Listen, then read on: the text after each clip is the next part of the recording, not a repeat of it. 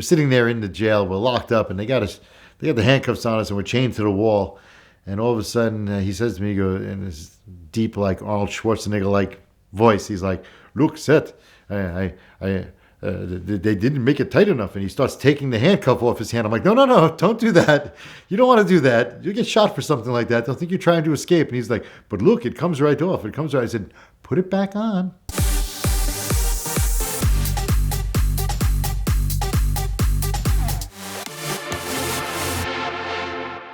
So as a lot of people know, I'm a avid rally driver.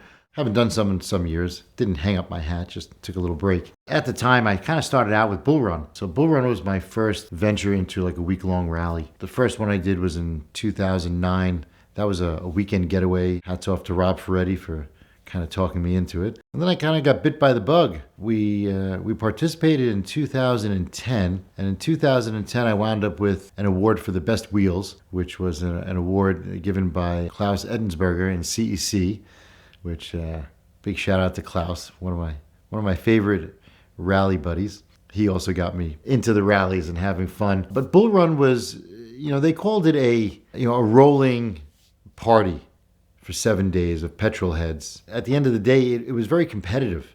So they did like an F1 type scoring, and every day there were two places. There was first destination, which was lunch, and then you had dinner, hotel for the second destination. And they handed out these cards that you had to have punched, and top 10 were given points. So I am an extremely competitive person. I always say second place is for losers, first place is the podium, and that's what I wanted. So in 2011, I came back with a vengeance. I came back with, there is no way I'm losing. And I literally just put my foot through the floorboard the entire time, just mashed the throttle and just did whatever I had to do to win. Now that rally, when we started off, we started in Vegas, and there was this crazy like Dakar rally Jeep there. And I didn't know who it was. And the guy was doing donuts and all sorts of things. And it wasn't registered. It was all like wrapped and it was crazy. And I'm like, who is this guy? And somebody says, "Oh, that's Robbie Gordon." At the time, I don't really pay attention to car racing and things like that. And they said, "No, from the Gordon family, Robbie Gordon." And I'm like, "Don't know him." And they're like, "Well, he does a lot of off-road rallies and stuff like that. He's a race car driver." I said, "Oh, well, that's cool." They're like, "Yeah, he's coming on the rally. He's one of like the celebrity guests. He's going to be driving a pre-production Jeep Grand Cherokee SRT8, which was the new model, the new generation." So I said, "Oh, well, that's cool." And it was him and I'm going to say he had like 4 guys in the Jeep the entire time. And he had, a social media guy, a camera guy, and a navigator and him. When we first started off, he was extremely competitive. He was driving like a lunatic. I mean, I remember watching him drift this thing around the mountains in certain areas where I was like, this guy's nuts. And it was a delimited truck. I mean, it was pre-production. This thing was fast as hell. I had my GTR, and I'm like, oh, this is going to be the guy to give me a run for my money. I was taking a lot of first places, second places, and he was up there too. And he was doing well, and I was pretty impressed, considering that it was his first time on Bullrun. I'm not going to say I was a veteran. It was like my second full year. We were moving, and we were having fun. This was my second year doing the full rally, and I did it for 3 years in a row, and every year I wound up getting arrested somewhere. This time I was arrested in Mississippi, wound up in some prison, county jail, which they had like a chain gang when we pulled up, and I mean, it was not a place for me to be. This little old Jewish white boy from New York should not be there, that's for sure. They had one guy, like an old timer, playing a guitar and stuff, and it was kind of interesting to be there, that's for sure. Anyway, we did the whole rally, and by the time we were getting through all the states, we were finally in Florida, and when we got to the finale, I actually was announced as the winner. And Robbie Gordon was really upset about this, got really emotional. He stepped right up and started contesting me as being the winner and was protesting it, saying that he's got his lawyers, he was going to pull the time cards, there's no way. He swore up and down that he won. His main thing was that when I had been arrested, I didn't place at all. And he had placed every other time.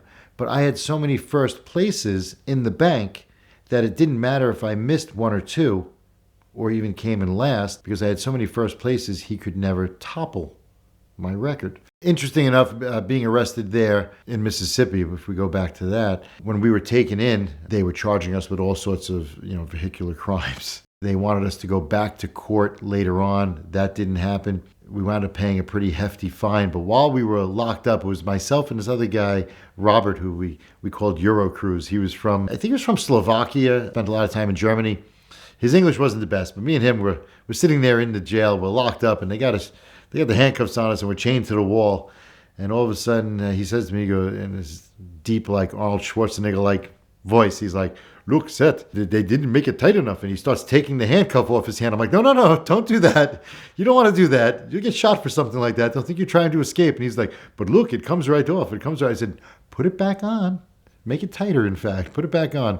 And then some guy came through while we were sitting there with an acoustic guitar. And he was a pastor. He said, "I heard you guys are in really bad shape here, so I'd like to pray for you." I'm like, "Okay."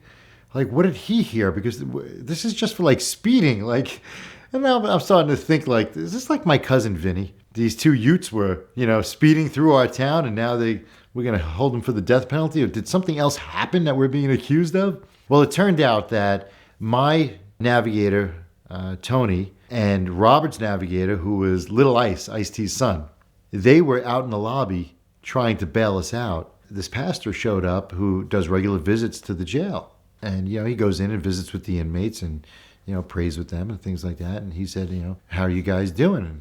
And they said, "Oh, our friends are in a lot of trouble." And they made up this story that we were, like, wanted for, like, I don't know, some type of heinous crime. And that we were, like, looking at, like, the electric chair.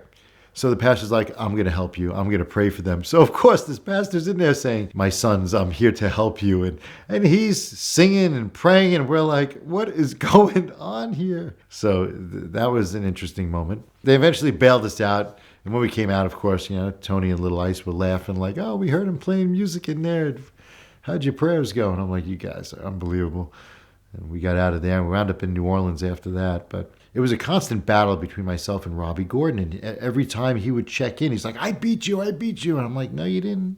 I got the time card. Eventually, we won. We took first place. Like I said, he contested it, but it didn't go on much further than that. The guys from Bullrun were like, "Look, the scoring is the scoring. You didn't win."